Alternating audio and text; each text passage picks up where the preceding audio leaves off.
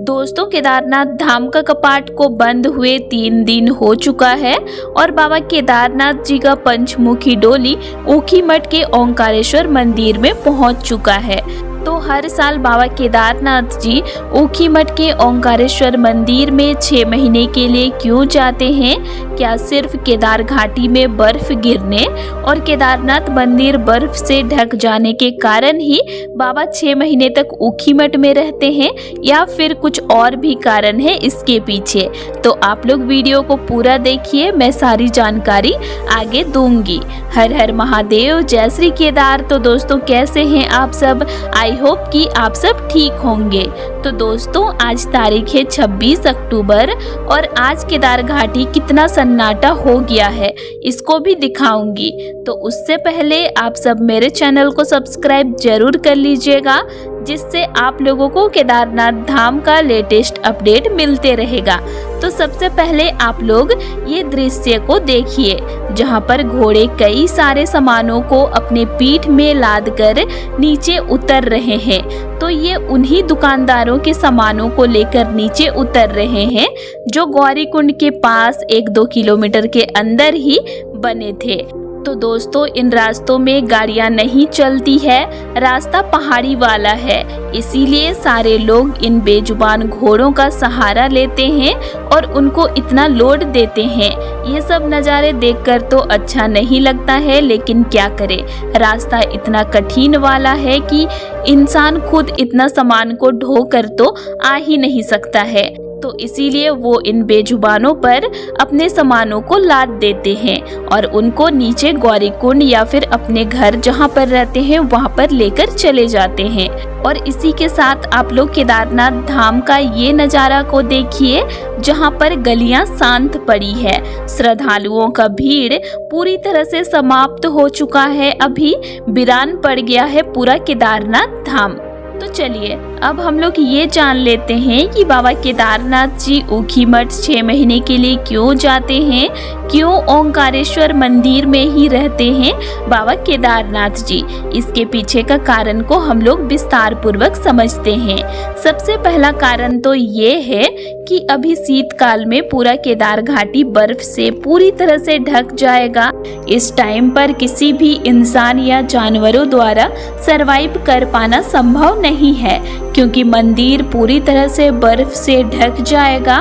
इसके आसपास के इलाके, यहाँ तक कि केदारनाथ धाम तक पहुँचने वाले रास्ते भी बर्फ से ढक जाते हैं। उस टाइम पर केदार घाटी सफ़ेद बर्फ की चादरों से ढक जाता है, जिस वजह से श्रद्धालु केदारनाथ धाम तक नहीं पहुंच पाते हैं और बाबा केदारनाथ जी का दर्शन नहीं कर पाते हैं। इसीलिए केदारनाथ बाबा शीतकाल में अपने भक्तों को ऊखीमठ के ओंकारेश्वर मंदिर में अपना दर्शन देते हैं और उनकी मनोकामनाओं को पूरा करते हैं। तो ये पहला कारण है कि 6 महीने तक जब मंदिर बर्फ से ढक जाता है तो श्रद्धालु नहीं पहुंच पाते हैं। तो महादेव जी अपने भक्तों को ओंकारेश्वर मंदिर में दर्शन देते हैं। तो चलिए अब दूसरा कारण जानते हैं। तो दोस्तों, दूसरा कारण ये है कि महादेव जी अपने भक्तों को कभी निराश नहीं देख सकते हैं और बाबा अपने भक्तों की हर मनोकामनाओं को पूरा करते हैं। जो उनको सच्चे दिल से कुछ भी मांगे वो उनको जरूर देते हैं। तो इसीलिए वो केदारनाथ धाम से ओंकारेश्वर मंदिर अपने भक्तों को अपना दर्शन देने के लिए ही आते हैं। इसीलिए महादेव जी हर भक्त के प्यारे होते हैं और ये बहुत ही भोले भी होते हैं। वो अपने भक्तों का दुख कभी देख नहीं सकते हैं, इसीलिए महादेव जी को भोलेनाथ भी कहा जाता है। और इसी के साथ मैं आप लोगों को बता दूं कि केदारनाथ बाबा 6 महीने के लिए ओंकारेश्वर मंदिर में ही इसीलिए आते हैं क्योंकि केदार घाटी खत्म होने के बाद सबसे पुराना और धार्मिक शिव मंदिर ओंकारेश्वर मंदिर ही है।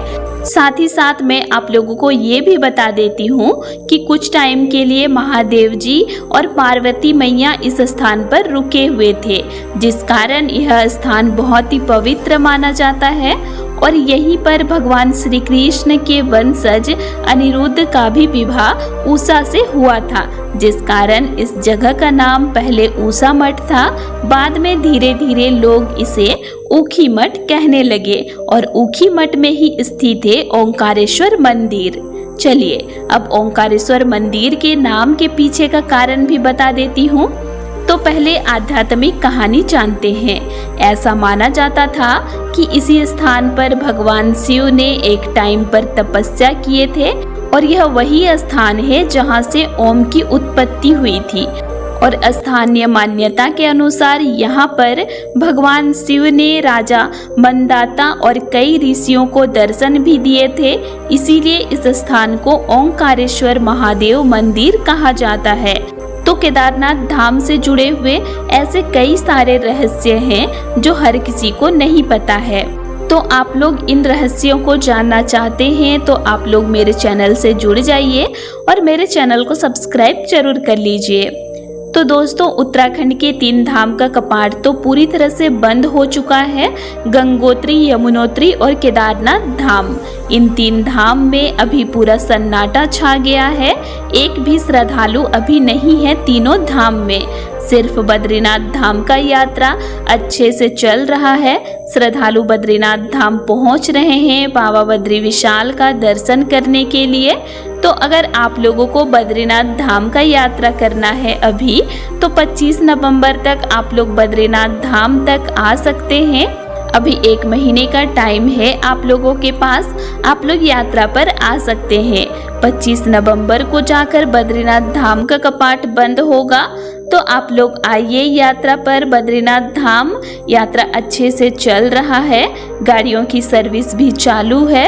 हरिद्वार ऋषिकेश से गाड़ियां सीधा बद्रीनाथ धाम तक पहुंच रही है। तो आप लोग आइए और बाबा बद्री विशाल का दर्शन करके आशीर्वाद प्राप्त कीजिए। बाकी 3 धाम बंद है तो कोई भी श्रद्धालु गंगोत्री, यमुनोत्री और केदारनाथ धाम नहीं आइए 6 महीने तक।